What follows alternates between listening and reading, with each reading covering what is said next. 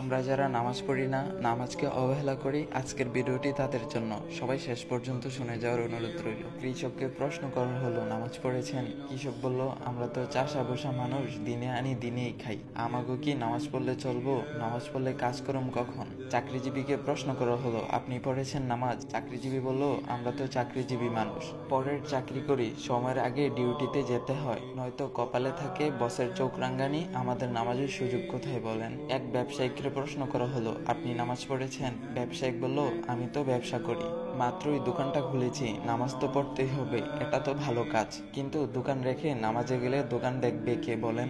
একটা ছোট ভাইকে প্রশ্ন করা হলো, তুমি কি করছো? সে বলল, আমি একজন ছাত্র, কলেজে পড়ি। তাকে প্রশ্ন করা হলো, নামাজটা পড়েছো তো? ছাত্র ভাই বলল, কি যে বলেন, পড়াশোনার যেই চাপ, নামাজ পড়ার সময় কই, তাছাড়া কাপড়টাও পাক পবিত্র নাই, কেমনে কি করি বলেন?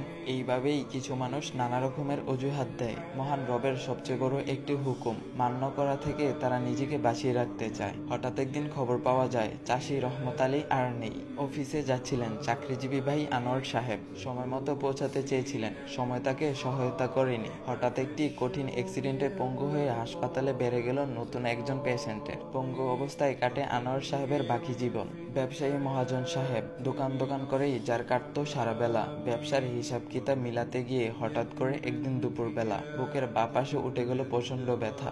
নামাজ পড়ার সময় ছিল না যেই লোকটির, আল্লাহকে দেওয়ার মতো সময় কখনো হয়ে ওঠেনি। হ্যাঁ, তিনি হসপিটালে নেওয়ার আগে চলে গেলেন ওপারে। আর হে, ওই যে যুবক ছাত্র ভাইটি, নামাজে যার ছিল চির গাফলতি, অল্প বয়সে ক্যান্সারে সেও চলে গেলেন একদিন। বড় আশা ছিল তার জীবনকে নিজের মতো করে সাজাবে। জীবনের রং রস গন্ধে মাতাল ছিল তার মন, আল্লাহকে চেনার মতো সময় ছিল না তারও। এখন আমরা কি ভাবছি? আমরা কি সেই চাষি রহমত আলী? আমরা কি সেই চাকরিজীবী আনোয়ার সাহেব? আমরা কি সেই ব্যবসায়ী মহাজন? নাকি আমরা সেই ছাত্র ভাইটি? এতই তাড়াতাড়ি কি মারা যাব আমি? এখনো তো অনেক দেরি আছে। অথচ মৃত্যু প্রতিদিন আমাদের সামনে থেকে কাউকে না কাউকে নিয়ে যাচ্ছে। হ্যাঁ, যেতে হবে আমাকেও একদিন। রাসূল সাল্লাল্লাহু আলাইহি ওয়াসাল্লাম বলেছেন, বুদ্ধিমান তো হচ্ছে সেই ব্যক্তি যে তার ভুল ত্রুটি নিয়ে চিন্তা করে এবং মৃত্যুর পরবর্তী জীবনের জন্য ন্যায় কামল করে। অর্থাৎ বুদ্ধিমান হচ্ছে সেই ব্যক্তি যে কিনা নিজের দোষ ত্রুটি নিয়ে চিন্তা করে, গুনাহের জন্য অনুতপ্ত হয়, তওবা করে এবং মৃত্যুর পরবর্তী জীবন আখিরাতের জন্য ন্যায় কামল করে রাখে। হে প্রিয় ভাই ও বোন আমার, এখনো সময় আছে, খুব বেশি দেরি হয়ে যায়নি। এখনই ফিরে আসুন রবের দিকে, গুরুত্ব সহকারে নামাজ আদায় করুন এবং আল্লাহর হুকুমগুলো যথাযথভাবে পালন করুন। দেখবেন জীবনটা অনেক বেশি সুন্দর হয়ে গিয়েছে।